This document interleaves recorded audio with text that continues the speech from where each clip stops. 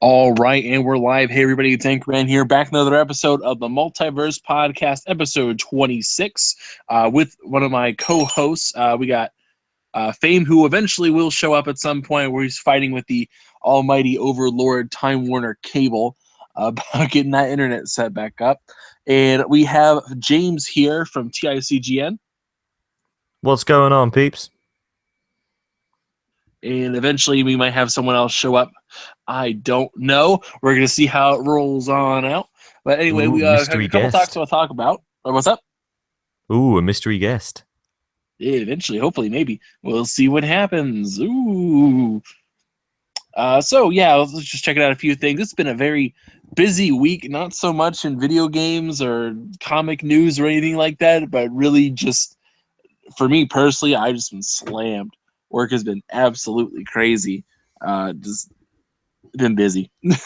I mean, I also have So been busy, but I have no reason to be tired because all I've done is sit down and watch 3 films a day. London Film Festival, baby. It's a great thing. yeah, so you're telling me earlier about some of the movies you got to see. Why don't you tell everyone about that real quick? Okay, so I've seen, as I said, 3 movies a day. There's a lot of stuff that wouldn't interest you guys. Documentaries about art house filmmakers from the 60s. Oh well. But there was one thing I saw which was amazing, a film called The Girl with All the Gifts. It was I think it was going to be called She Who Brings Gifts originally because it's loosely based on Pandora's Box and a zombie outbreak. Think The Last of Us, but with a bigger group of people traveling around and in Britain. So it's really like The Last of Us because it's even good. It's got a fungal infection. So instead of they don't really, they sort of just stand there and sway in the breeze when they're not hunting. It's really quite brilliant and scary. It's got a Mhm. debut performance from a 12-year-old, which is one of the most amazing things I've seen all year. Glenn Close is in it because she needs the money. And it's just if you can see it, The Girl with All the Gifts, it's the closest thing we'll ever get to a Last of Us movie. Huh. That sounds interesting. I at least I don't know. For me, I don't really get into the zombie thing anymore. It's It's been not played out to the point I just can't stand it. I would agree with you, but this is the thing about bad zombie movies is that they're about zombies. Good zombie movies are about people, and there are also zombies in there. That's why 28 Days Later works because it's about, a man coming to grips with the fact that he doesn't have a family anymore. Dawn of the Dead is about capitalism and how the natural response to complete freedom is to go and wander about a mall. You know, Hmm. the best zombie films are not about zombies. This is not about zombies. It's about people. Yeah. I don't know. I mean, at least with horror movies in particular, it can get the philosophy behind them can be very interesting as it's more of a thought by the director about what is scary within our own not I don't want to say world, but within our given context of that time frame, it tells us what we're afraid of. So it looks like Absolutely. our mystery guest is here. Jason Yeah, for Wickman. some reason I'm a mystery guest today. How's it Yeah, going, guys? it was such a mystery you didn't even know it. I didn't even know. No, all of a sudden, check your Twitter. What? Okay, yeah, sure, I'll jump in. Why not? How's it going, guys? Pretty good. We have a lot of problems going on right now with Fame just because it's the internet is not being kind to him. No, Yes. fame's going to his head. But yeah, we're just talking about what James had saw that movie you were talking about. It's like Yeah, the girl I with all might the take a look gifts. at it, but maybe a year down the line. So Yeah, right. Okay. yeah. But anyway, I want to start going into one of our topics for the evening, and it's kind of a random. But actually, we're going to say that for a little bit. We're going to see if Fame can show up now because this is something I think he would enjoy as well. But we're going to talk about Forza for a little bit. So Forza Horizon 3 is launching officially for the rest of us plebeians who cannot afford $100 game. Uh, we're going to be getting that tonight at midnight, and it looks to be a very fun game. It got great reviews so far, and just out of the people here, who is interested in the game at all? I'm interested, and I don't even have an Xbox. Mm. Hey, can you guys hear me? Oh wow, another mystery guest. Oh, I'm sorry. How you doing, Smooth? I'm right. I read your message like way too late. Yeah, that's fine. No, we were just talking about Forza. We're see who's interested in getting it. Who's interested in getting it? I'm just asking who else is. Oh, you know, I got it pre-ordered. I'm ready to go at midnight. Oh, Mm-hmm. I almost forgot it didn't come out yet. Oh, cool. Well, it's awesome. Are you, Anchorman? Are you gonna do one of those things like you did with the last game? Oh, definitely. We're definitely bringing drag races back. That was way too much fun. Oh, that was For those of you who don't know, what we used to do on Forza Horizon 2 when that came out, we went to the airstrip and we would just do drag races the whole time. We'd nice. spend That's a Top maybe an Gear. hour or two just doing drag races, one against each other. We would have entire builds devoted just for drag racing on this one strip. Sounds like fun. That sounds really fun. Yeah, I've been trying to scope out the map, look for a nice flat spot. I think there's a spot over at another airport, but that's out in the desert area. I don't know yet for sure. I gotta find it, and hopefully they'll have the drag racing option in there, which would be fun. I'm not gonna lie. One of the main reasons I'm interested is because it takes place in my home of Australia. Mm-hmm. Yeah, I'm really excited about that area, just mostly because it's a nice change in scenery. Like there's a lot of different places to go to, and that was that was the only complaint I really had about Horizon 2, in that it was pretty much either beach or rolling countryside, and that was pretty much it. Yeah, I mean, you've got one of the largest islands in the world with one of the most varied climates around it. You're going to get amazing different places. Yeah, really digging that. And great Smooth, music. you been Great, playing it? great Aussie music. Smooth. yeah, You've been playing it, yeah, right? yeah. I've been playing this. I've been playing the poop out of it. Well, then you're not playing it enough. Keep playing. Come on, man. Yeah. Well, I had to jump in the podcast. What up, though? It was Forza. Oh no, it's name. Oh, Fame's there. Okay. I made it. My bad, fellas. I don't know what the hell's going on with this Time Warner and Spectrum merger because they have messed up my internet today. Well, that's the problem. It's Time Warner. Yeah, definitely. Time Warner is not the best provider, to put it plainly. You know, everything has been fine right up until this merger happened, and then my internet just started going to crap. But I'm somewhat connected. Oh boy. But yeah, we were just bringing up earlier. A lot of us are really excited to play Forza. The rest of the plebs who can't afford a $100 version will now be able to play it at midnight Eastern time. So I'm really excited for it. We're looking for a new place to do drag races. I'm not buying this game until after Gears 4. Only reason because I'm being cheap. Because when I buy Gears 4, I'll get $20 off Forza Horizon 3. It's the only reason I'm buying. There's That's a the only good, reason I'm waiting. Oh man, that's an interesting one. And by the way, since you're here, why don't you plug that Gears of War giveaway? Yeah, man, we are giving away a copy of Gears of War. It's not the $100 version. Don't complain about it. It's the standard $60 version that we are giving away.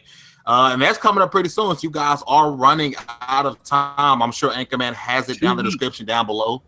Yeah, 2 weeks ago. Make sure you guys enter the win because I know some of y'all, you might be having money problems. The game, your mama may not buy it for you, but game gonna buy it for you. It Go sounds ahead, like you're enter the being win, taken man. over by the Matrix right now. Well, we know it's not Google. Google's not doing it to him. Yeah, it's Time No, Warner. it's Time man. Warner. Yeah. Is it still bad? And no, it's getting better. It goes in and out. Oh. Well, I'm buying the game for y'all, so go enter the win, damn it. All right, man. I'm just glad you all showed up. We have a really interesting cast of characters all showing up tonight. Now let's do an expanded intro. We did a real short one, but since everyone's here, we got Kid Smooth in here from Writer's Block. What's up, everybody? Kid Smooth from Tick Writer's Block. Check that out every Tuesday. So we're due for one tomorrow. Mm-hmm. Right And we here on got this channel. James from and we got James from TICGN.com. James Wilson, the British invasion coming into your hound. I lost what I was saying. It's 1 a.m. here. I don't know what's going on. Follow me on We got Twitter, James_S Wilson. We got Fame Entertainment here tonight. Finally. Hey, what's going on, guys? Make sure you guys check out the Tick Double XP podcast. It is our debate show. It is rated R. That means when you watch the Tick Double XP podcast, put your kids to sleep because they don't want to hear the stuff that we're saying. This happens every other Wednesday, and then in between every other Wednesday, we do have a 0.5 episode, which will come with a one-on-one debate. Last week's debate was absolutely fire. If you guys have someone that you want to debate, you want to get on, you got an issue with this person, and it has to be gaming related, let me know. At me on Twitter, at FameENT2K. Tag me, tag them, because you can't be scared. Tag me, tag them. I will set up a one-on-one debate, and you guys can hash out any differences you have. But other than the 0.5s, every other Wednesday, Tick Double XP podcast, and it's rated R. And we also have a first cover to the show, one I've been trying to get on for a while without him knowing. He was such a mystery guest, he didn't even know he was going to be on. Madzu from Next Level Gaming. Hey, how's it going? Yeah, I can't follow that introduction there. That was just too good. So, yeah. Hey, guys, there's my introduction. There we go. He'd been practicing that all day. Yeah, he must have been. Like, holy jeez, I can't even follow that. Not even trying to follow that. So I'll just watch hockey and let you guys talk. All right. So just going into our main topic for the evening, we normally try to stick with the show with the things that either just happened or are coming out real soon. So we want to talk about Forza for a little bit, which we did. And I want to talk about something else I thought was really interesting in the conversation I was having with another group of people. And I wanted to get the larger perspective. So this weekend, the series is finally coming out in its entirety. All season 1 will be coming out. And the final trailer was actually released today. You guys don't have to see it or anything. It's pretty much the same old that we've seen before. But it got me thinking about a couple things. But before we get into that, what do you guys think about about Luke Cage? Are you interested in going to see the show? Is this something that I know we've brought this up several times on the show, but we got an interesting cast of people. Are you guys at all interested in seeing the Luke Cage Netflix series? I wasn't until I saw the trailer. Mm-hmm. I just thought, why are they giving a whole series to a good character? But I didn't see how it could be great. And then I saw, forgive me if I get this wrong, Mahershala Ali. Is that how you pronounce it? The bad guy. Mahershala Ali. I'm looking at it on Wikipedia. So all I know could be is wrong. his name is Remy from Remy from House of Cards. Cards. Yeah. Mahershala Ali, he's playing a Cottonmouth. Yeah. And everything about his introduction in that trailer was fantastic. The lighting, the music, the massive portrait of Biggie Smalls in the background. Mm-hmm. I was like, this guy is cool. And that's the thing, because the Marvel TV series villains have been fantastic compared to the films. With Kilgrave, Kingpin, and now somebody on Mahershala Ali's. I'm just going to keep saying that until it's right. I think this could be really good. Mm-hmm. However, by the way, it could be awful. Feel free to hop in. Just hop in and say whatever you want. I hear crickets. Well, you're all right, I'll keep going. not really familiar with the whole like Luke Cage type deal, but so I'm when it comes to stuff like that, I'm late on the bandwagon. I usually never make it, but I'm waiting to be enlightened and educated by you guys. Yeah, I mean Luke Cage is an interesting character. In the same thing goes for Iron Fist, where Luke Cage began as this blaxploitation character, where like back in the 70s they were making movies like was it Shaft and a bunch of other stuff where they weren't the particularly great films, but they were there specifically to appeal to the African American audience, regardless of them being any good or not.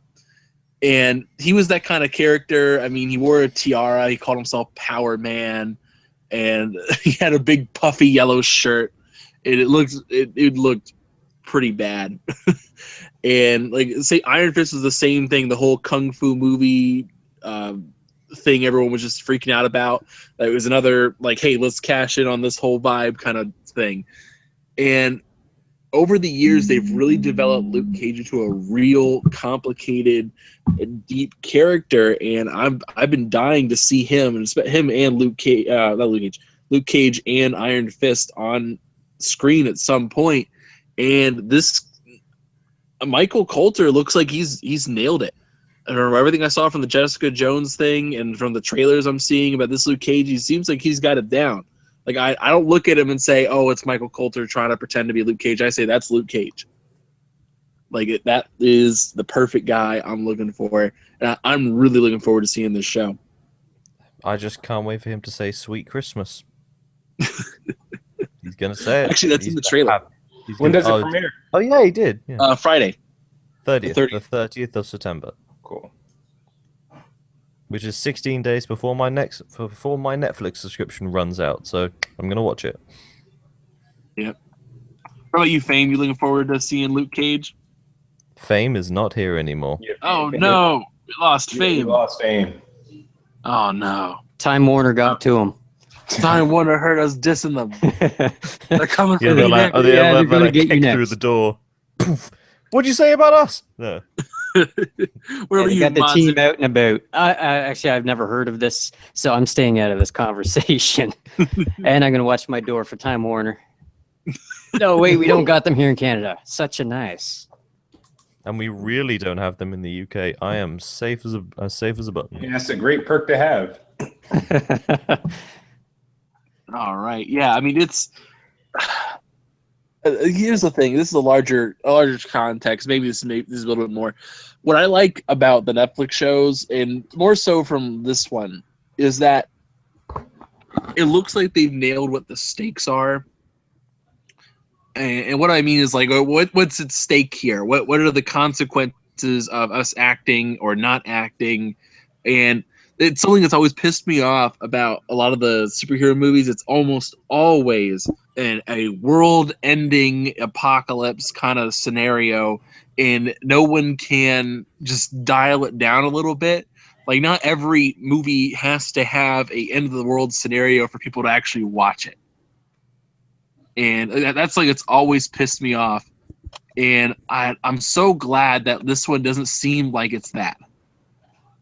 It doesn't seem like it's a end of the world scenario where it's at the end of the day, it looks like Cottonmouth might take over.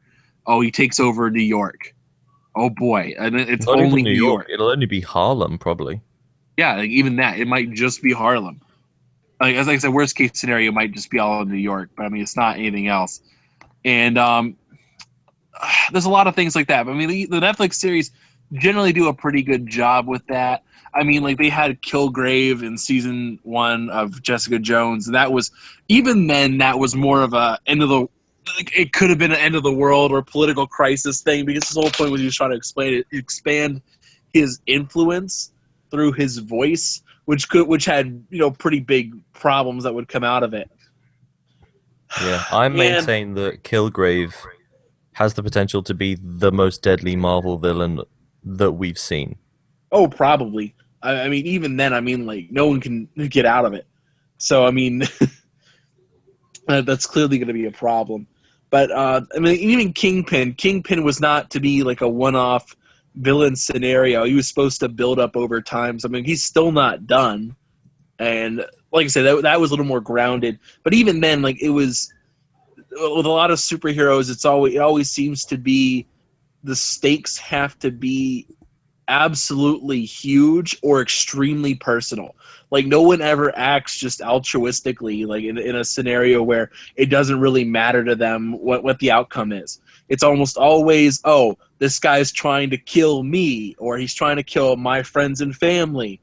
It's always something like that. You never see some person who just saves people for the sake of saving them. And and it's always like, I think Guardians of the Galaxy did a good job of pointing this out, where they were saying, Ronan's gonna destroy the galaxy, and Rocket says something like, "Oh, what's the galaxy ever done for me? Like, I don't care." And it's like, you live in the galaxy. It's like, oh. Yeah. And it's stuff like that. It's either everything has to be extremely personal stakes, or it's end of the world, and you can't just get someone else on that. Yeah, I was gonna chime in and say, well, Deadpool did something different, but then I realized, oh no, that was super personal. Yeah, almost the entire thing was personal. Yeah, but it was. Yeah, I mean, But I then understand. again, You want the person to be invested in it. I understand that. Like, you want the people to be invested in what happens to that character, and you almost always have to make it personal. But I think, at least with this one, I'm actually kind of interested in it. Like, I want to see what happens, because, I mean, worst case scenario, Luke Cage, he can't really be killed by any conventional means. Yes, he can. He can be drowned. Yeah, I know. I already thought about that. But even then, he has super strength that you'd have to actually force him down. Yeah. So I mean, he would have died in Jessica Jones if they hadn't found the one nurse who thought outside the box. Yeah, and that's people, he can't be shot, you can't stab him, you can't punch him. Like like I said, conventional means, normal ways of. Oh yeah, fair. But That even sounds then, pretty interesting. I got to check this out myself. Oh yeah, I mean it's a lot of fun. I mean, I'm looking forward to it. But in worst case scenario, I mean, they're not necessarily out to kill him either. They just want to take over Harlem. And the real test is to see what the stakes are when the Defenders come up. Yeah. Because if it is literally just a slightly lesser version of the Avengers, then the whole thing would have been for nothing. They would have built up these characters for nothing. Yeah. I think that will be a little more just like the stakes are just New York. Or I think they're gonna bring Kingpin back to be the main villain. And they'll throw in a couple people here and there. Or Kingpin is the villain, and then at the last second, we just see him die, and then Kilgrave off the side just goes, "Oh damn! Now I've got to do it," and then that sets up the whole second wave. Well, anyway, that delves into a few more spoilers we're not really wanting to get into. But at least go see Jessica Jones before you talk about that. But oh yeah, oh god. Yeah. So but yeah, so I mean, there's a lot of stuff going on tonight. I wasn't planning on this being a super long podcast, but for the sole reason of it's debates are tonight for the American political system. So I think a better thing that's happening is the FIFA 17 launch. Tell us about that. Well, oh no, yeah, FIFA's coming out, and it looks really good. I'm really excited. I'm gonna buy it. I never buy FIFA day one, and I'm going to this year. Mm-hmm. Because of the journey, the story mode in FIFA. Yeah, what sets it apart? What sets it apart? Well, okay, so it's about this dude. It's about a young player and his best friend who's signed to a club. And then you've got to go through all the trials and tribulations. Imagine if BioWare made a FIFA game. That's what this is like.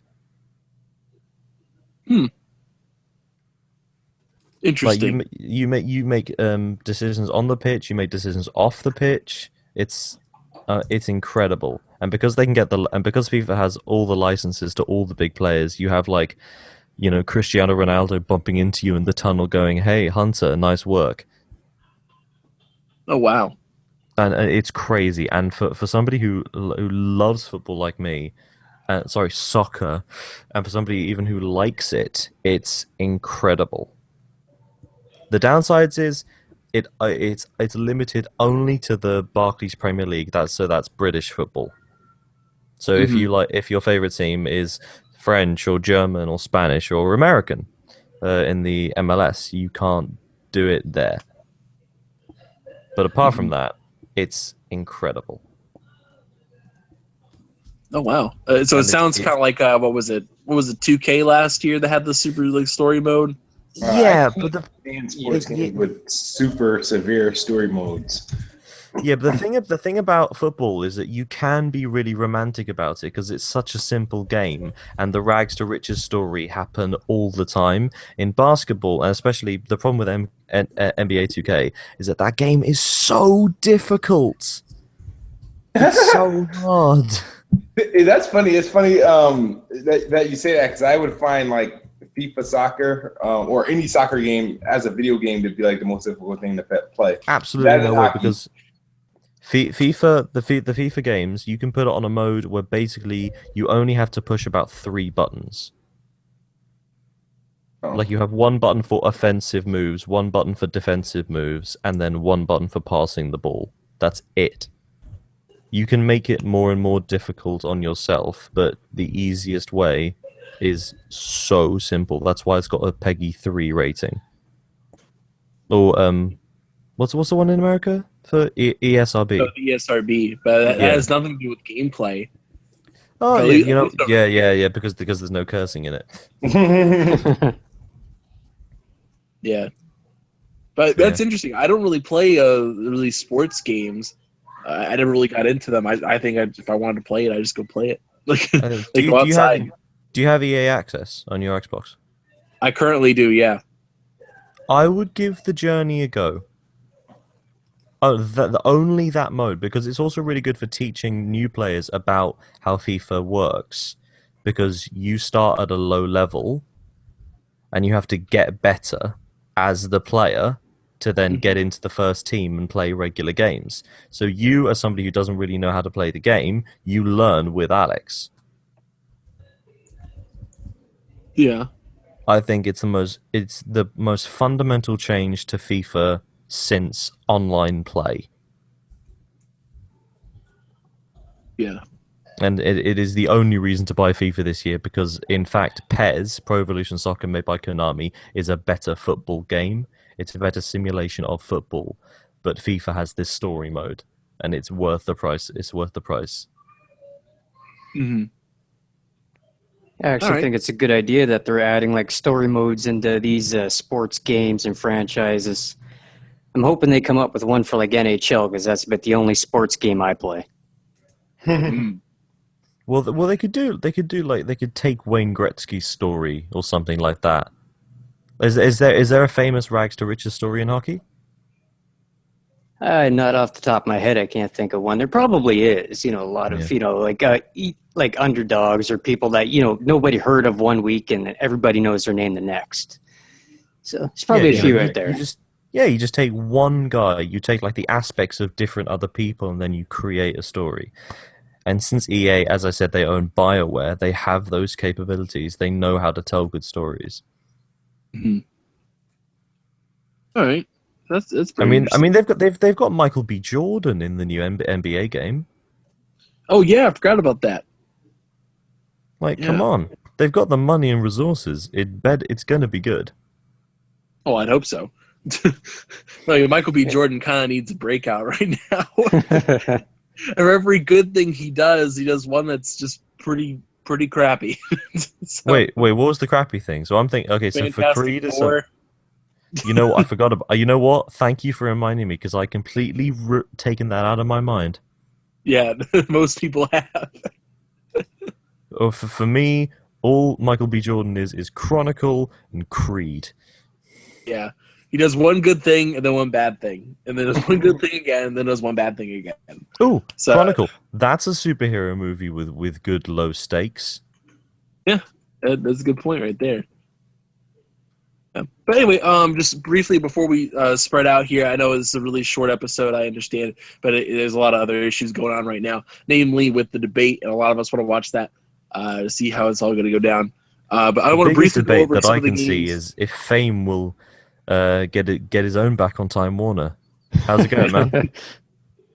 But I wanted to go over some of the games that were coming out. Bad state right now. Oh, Fame's back now? He's Barely.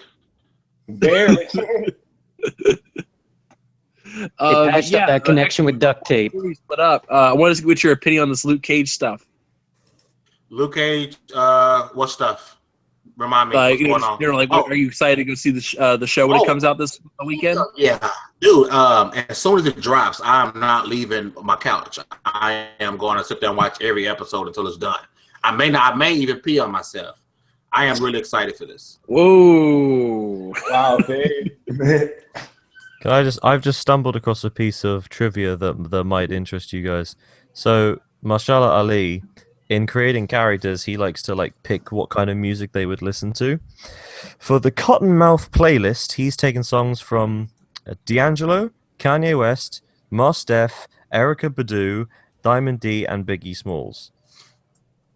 That's if you put all those personalities into one character, you're going to get something crazy. I think this show could be great. Mm. Yep.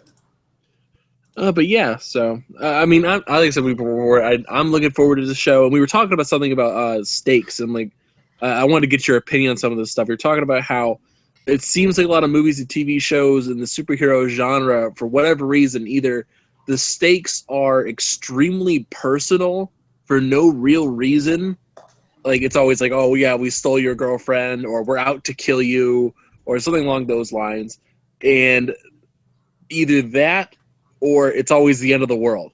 Like, oh yeah, we're gonna destroy the world, or oh yeah, we're gonna take over the world, yada yada yada. And it's always some huge stakes. And the big issue I had with it was when you have stakes this big, it eliminates the altruistic nature of heroics, where you're not just doing the right thing because it's the right thing anymore.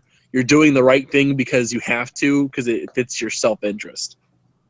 And I want to get your general thoughts about movies and the TV shows and their stakes. I think we should leave the world coming to an end type ordeal for the bigger movies. In the Infinity Wars and things like that. I don't want every episode of everything superhero to be, oh, it's the end of the world. Like, every superhero is facing the end of the world every single time you show one. That's complete bullcrap. I don't like it. Honestly, just me. Yeah. Save the world coming to an end for the big time movies, the big time heroes. I don't need Jessica Jones trying to stop the end of the world. It's silly. Yeah. And like, I'll bring up one thing I was talking about with someone earlier, was like, that's the problem I think with a lot of Superman movies, is that it almost always has to do with Superman's a great character to work with, but he's also difficult in that he only has one real weakness. And every movie focuses on the kryptonite. They always like, oh, we gotta have kryptonite. We gotta have something that can beat him. And that's not the case, and like that's not the appeal of the character or the stories come into play. It mostly has to do with the city, and he's chosen to defend Metropolis and do the right thing, and that's really his weak point. And so far, to this day, only one piece of media has figured that out. Does anybody know what it is? Wait, ask the question again? No. There's only one piece of Superman media that has figured out Superman's real weakness that is not kryptonite. Is it Injustice Gods Among Us? Lois Lane? No. My weakness is It's pizza. Lois. His weakness is Lois. Nope. It's not so much the weakness, but it was Superman Returns, the video game. EA figured out Superman has no real weaknesses other than kryptonite. And what they did is that in that game, they actually made the health bar the city. If the city Oh. It's kind of cool. you lose. The city has an actual health bar, and you can get knocked back, you can get knocked out, and you just get back up. But if the city dies, you lose. That's cool. And I thought that was really a really nice thing to do, because Superman, like, we don't go to see Superman lose. We don't go to see him when he's being beaten by kryptonite. It's not something interesting to us. It's his act of altruism. He has no reason to be defending Metropolis. And like a lot of his villains are end of the world types, because that's just the kind of tier of character he's in. But I think it's the same problem that Luke Cage has, is that we have someone who's indestructible, who's supposed to be able to resist all the conventional means of murder. It's not. It's something where his weakness should be Harlem. That is the one thing that should get to him no matter what. And I just think that was something that I think that I was getting from the trailers that I was really digging. Yeah, well, in Jessica Jones, his weakness was the bar. What'd you say? I was saying in Jessica Jones, his weakness was the bar. That's the Yeah. first interaction that they had with each other. It was like, this is the cleanest dive bar I've ever seen. Yeah. It's like it's things he puts his value into, and that was just something I really enjoyed, and I wanted to see more of, and that's why I'm excited for Luke Cage.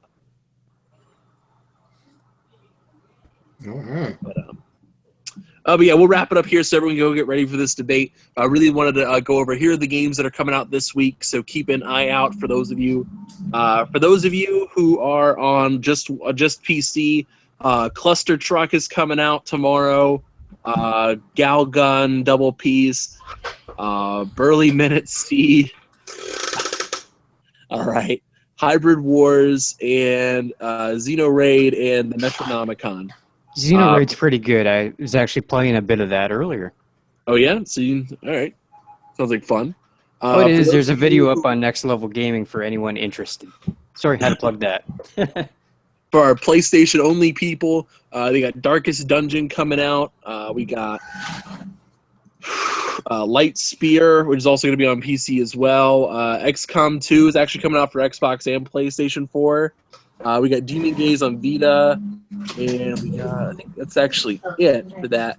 3DS, they got Azure Striker Gunvolt 2, Yokai Watch 2, and Sonic Boom Fire and Ice, which is actually coming out tonight. But other, like for Xbox, like you got Forza Horizon 3, and I think that's it actually. At least in terms of the exclusives. But anyway, guys, it's been fun. It's been a really odd episode. I want to thank everybody for showing up such last minute. I know I made it odd. Haha. It's my job. Yeah. We'll see if we can have a proper episode. It's not as odd as the time we talked about Jean-Claude Van Damme for about 20 minutes. That was weird.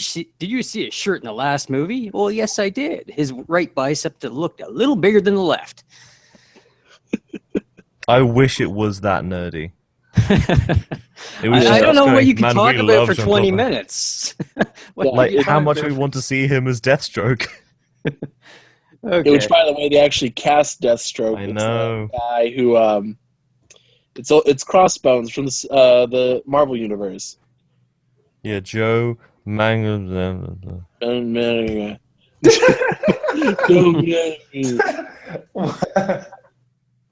I don't even know what his name is. His first name is Joe, and I want to say it's Mang. That's the beginning of his last name, and I can't remember the rest of it. What's up, Mang? Joe Mangiello, something like that. I wouldn't even try. I usually butcher last names. No, I mean it's spelled first name, last initial. Iello. Mangiello. Maybe Mangiello. You know what? Phonetically, I'm right, and that's the important thing. Just have a podcast of trying to pronounce people's last names. There you go. Just get like a list of like 100 last names and just start going from the top. 100 last names and British towns. British towns. You're stuffed. Oh boy. Anyway, guys, we're gonna do some outros real quick before we split up. Like I said, I want to thank everyone for showing up again. Fame, since you were the last one here, you're the first one to leave.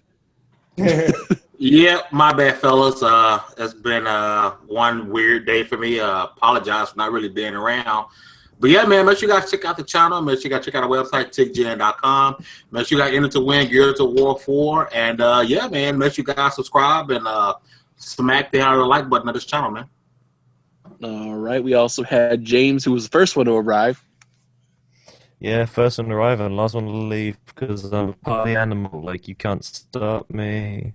You can check me out on Twitter at James_S Wilson. Come talk to me about Radiohead. I love Radiohead.